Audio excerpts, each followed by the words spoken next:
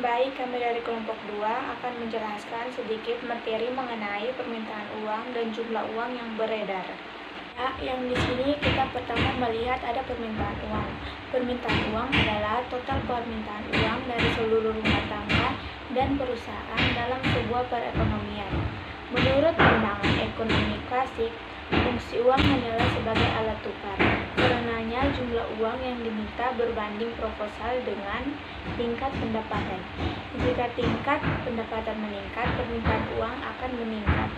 Begitu juga sebaliknya, jumlah uang yang dipegang oleh masyarakat bukanlah semata-mata nilai nominalnya, tetapi juga daya belinya, yaitu nilai nominal dibandingkan dengan tingkat harga. Di sini kita melihat ada beberapa teori, yaitu yang pertama ada teori Keynes. Menurut Keynes, alasan-alasan tersebut sebagai tujuan dan motivasi seseorang dalam memegang uang tunai. Keynes merumuskan 3 motif, yaitu yang pertama ada motif transaksi, yang kedua ada motif berjaga-jaga, dan yang ketiga ada motif spekulasi. Alasan di atas yang untuk membeli barang-barang kebutuhan ialah alasan yang disebut motif transaksi, karena uang sebagai alat tukar dalam transaksi jual beli. Keynes menganggap bahwa volume transaksi erat hubungannya dengan jumlah barang dan jasa yang diproduksi. Hubungan ini dirumuskan dalam persamaan berikut: M4 sama dengan K kali P kali Q. Dengan demikian dapat disimpulkan bahwa baik permintaan untuk motif transaksi maupun untuk berjaga-jaga merupakan fungsi positif dari pendapatan, yaitu bahwa jumlahnya tergantung pada tingkat pendapatan masyarakat yang secara singkat masing-masing dirumuskan dalam persamaan sebagai berikut: M1 sama dengan MT tambah M4 sama dengan FY. Keterangannya, M1 adalah permintaan uang yang dilandasi motif transaksi dan berjaga-jaga, MT adalah permintaan uang dengan motif transaksi, MP adalah permintaan uang dengan motif berjaga-jaga, dan F atau Y sama dengan pendapatan, fungsi pendapatan. Ya, di sini kita melihat teori yang kedua, yaitu teori kuantitatif. Teori kuantitatif dipelopori oleh Irving Fisher, Alfred Marshall, dan Milton Friedman. Inilah teori yang mereka cetuskan tentang permintaan uang. Yang pertama itu ada teori Irving Fisher. Teori ini berdasarkan pada sebuah filsafat, yaitu ekonomi akan selalu berada dalam keadaan penggunaan tenaga kerja penuh. Irving Fisher merumuskan teorinya dalam persamaan berikut, yaitu M kali V sama dengan P kali T. Keterangannya, M itu adalah jumlah uang yang beredar, V itu adalah tingkat perputaran uang, yaitu beberapa kali suatu mata uang pindah tangan atau misalnya untuk transaksi dari satu orang kepada orang lain dalam sebuah periode tertentu. Sedangkan P adalah harga barang dan T adalah volume barang dalam sebuah transaksi. Menurut teori kuantitatif, perubahan uang beredar N akan mengakibatkan perubahan harga P secara proporsional, artinya naiknya jumlah uang sebanyak 2 kali akan menaikkan harga 2 kali juga. Di sini yang kedua ada teori Cambridge atau Marshall Equation.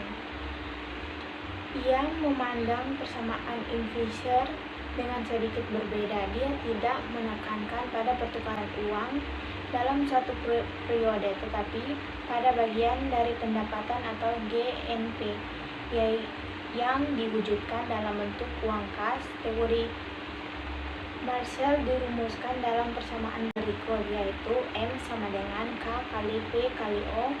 O adalah output real dan K merupakan bagian dari GNP yang diwujudkan dalam bentuk uang kas, sehingga persamaannya berubah menjadi M kali V kali sama dengan P kali O sama dengan Y.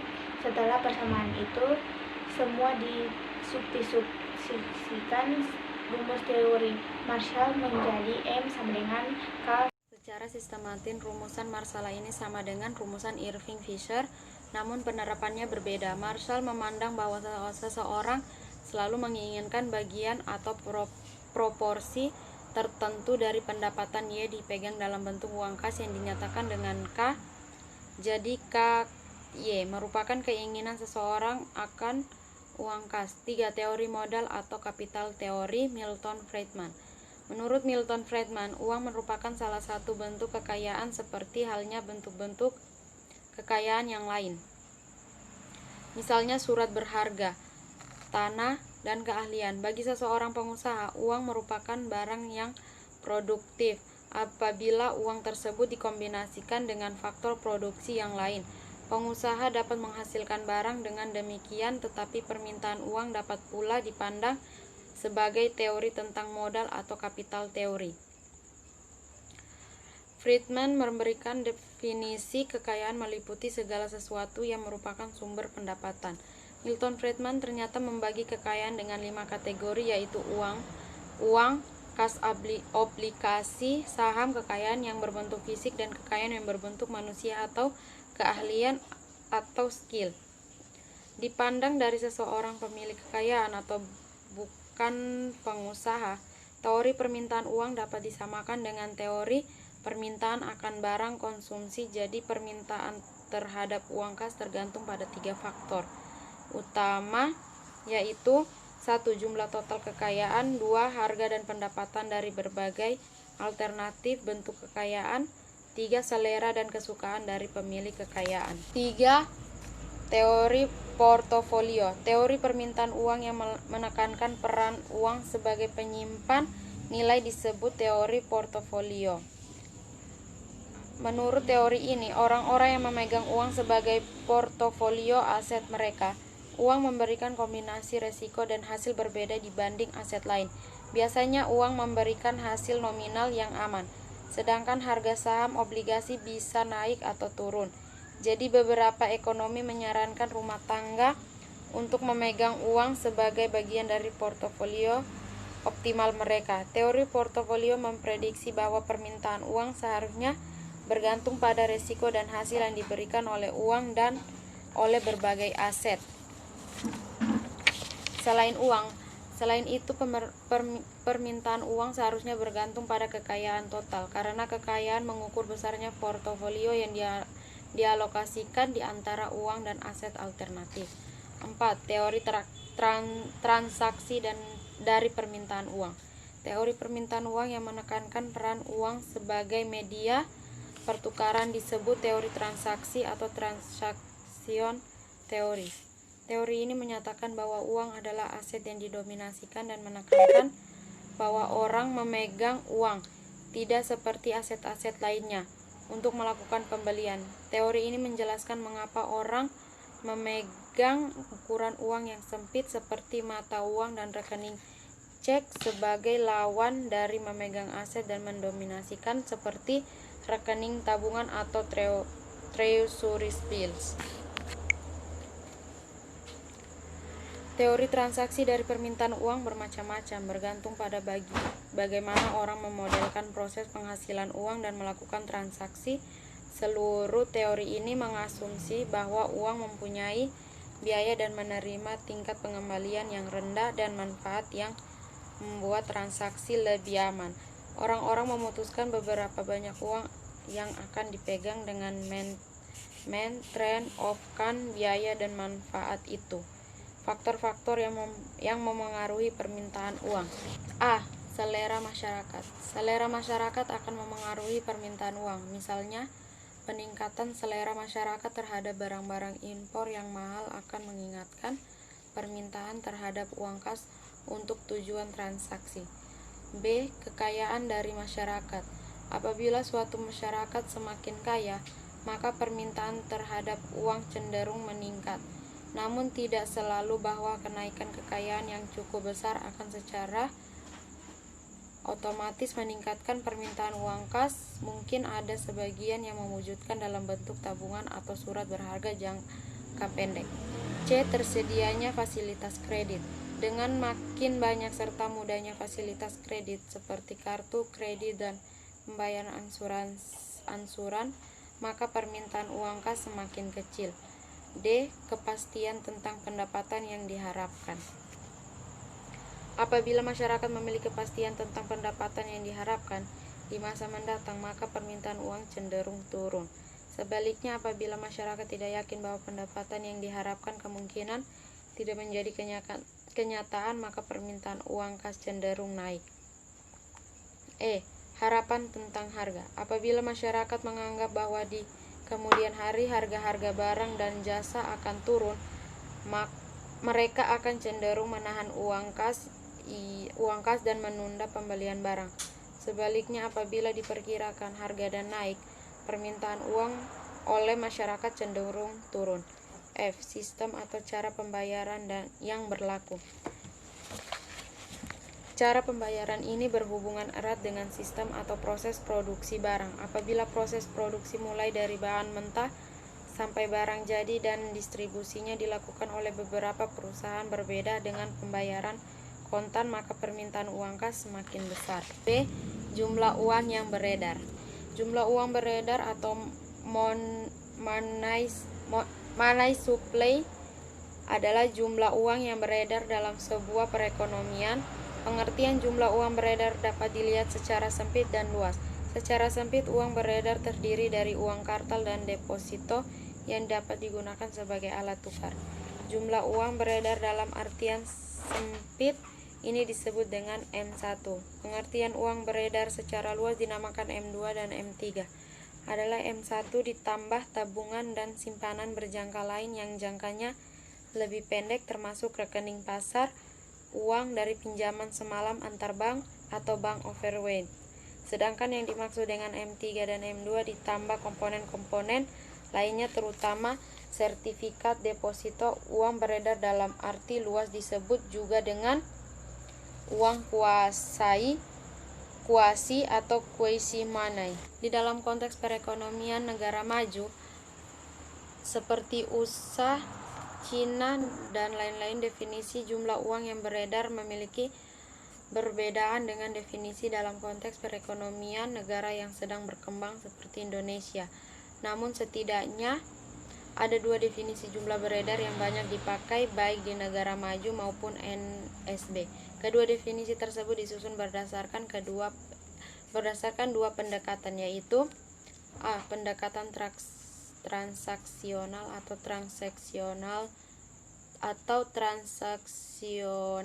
aparat.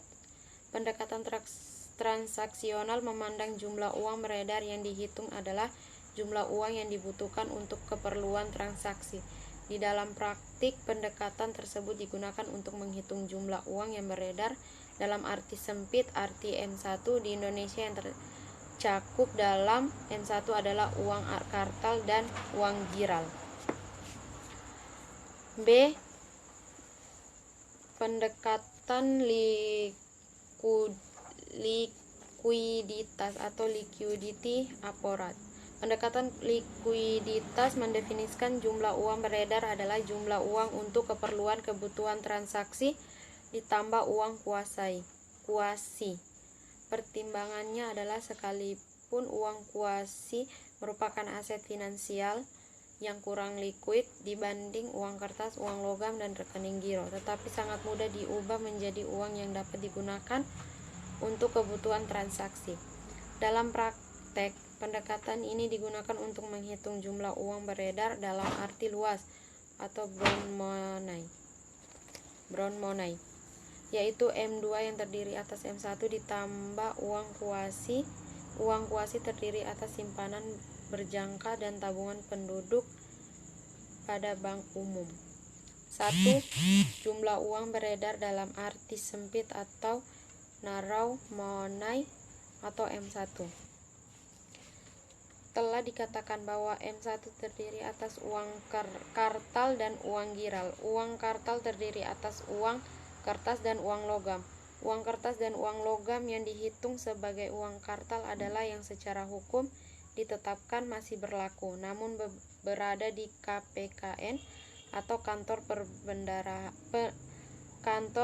perbendaharaan dan kas negara, juga yang ada pada bank umum, tidak dihitung sebagai jumlah uang beredar. A. Uang kertal. Uang kertal terdiri atas uang kertas dan uang logam yang memiliki nilai nominal. Uang kertas dan uang logam digunakan untuk transaksi sehari-hari. Umumnya uang kertas digunakan untuk transaksi yang nilainya tidak terlalu besar. Jika nilai transaksinya besar, misalnya mencapai ratusan juta rupiah atau lebih, umumnya pihak-pihak yang bertransaksi lebih menyukai penggunaan rekening giro. Uang beredar secara sempit adalah seluruh uang kertas dan uang giral yang tersedia digunakan masyarakat. Uang beredar ini dikenal dengan istilah narrow money dan ditulis dalam persamaan berikut. M1 sama dengan K tambah G. B. Uang giral. Uang giral terdiri atas rekening giro, kiriman uang, simpanan berjangka, dan tabungan dalam rupiah yang sudah jatuh tempo, yang seluruhnya merupakan simpanan penduduk dalam rupiah pada sistem moneter. Dari definisi itu, dapat dikatakan simpanan dalam bentuk mata uang rupiah dan mata uang asing merupakan komponen yang perlu diperhatikan. 2. Jumlah uang beredar dalam arti luas atau broad money.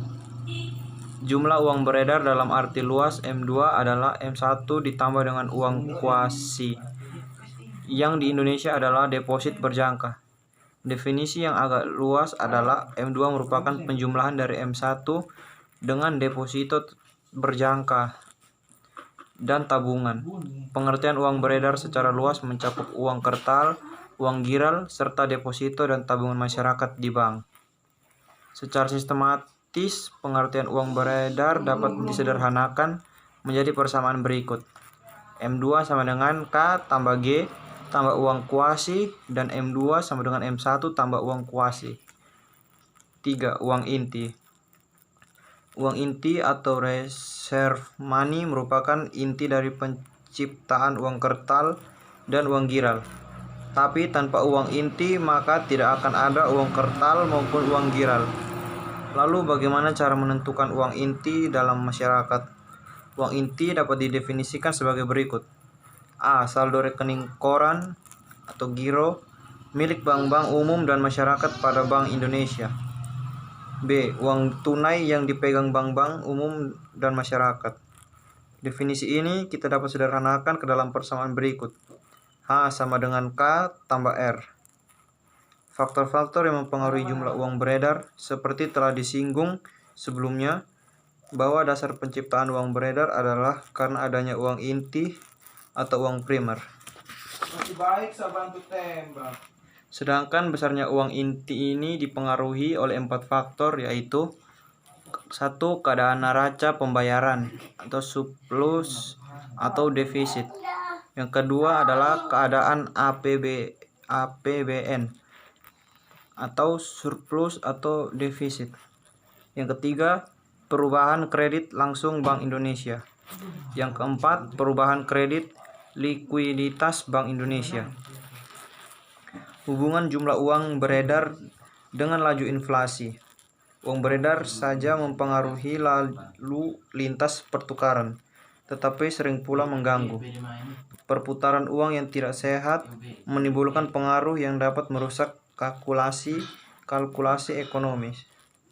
Cara uang berpengaruh atas stor barang yang dinyatakan dengan teori kuantitas. Teori tersebut pertama-tama menggunakan asumsi bahwa jumlah uang omset total berupa uang sama dengan jumlah omset barang-barang total. Hal tersebut adalah logis, karena pada setiap transaksi nilai uang dan nilai barang-barang yang ditukarkan satu sama lain per satu sama lain. MV sama dengan PT, di mana M jumlah uang, V kecepatan peredaran uang, P tingkat harga, T jumlah barang-barang yang tersedia, MV jumlah uang efektif, maksudnya jumlah uang yang benar-benar beredar. Sehingga rumus menjadi MV tambah M V sama dengan PT, di mana M uang giral, V kecepatan beredar uang giral. Andai kata uang tidak mempengaruhi sektor barang, maka uang tersebut dinamakan netral, maka terjadilah yang dinamakan keseimbangan moneter. Keadaan keseimbangan moneter demikian dicapai pada MV yang tidak berubah. Dan apabila kecepatan uang beredar yang sangat cepat, V, dan jumlah uang yang beredar sangat besar, maka berdasarkan persamaan di atas, akan meningkatkan pula permintaan masyarakat akan barang-barang, sehingga secara tidak langsung harga barang tersebut meningkat, sehingga timbul apa yang dinamakan inflasi. C. Kebijakan pemerintah dalam mempengaruhi jumlah uang beredar. Secara garis besar, terdapat dua jenis kebijakan yang dilakukan pemerintah, Bank Indonesia dan Departemen Keuangan dalam mengendalikan jumlah uang beredar, yaitu pertama, kebijakan moneter atau monetary policy.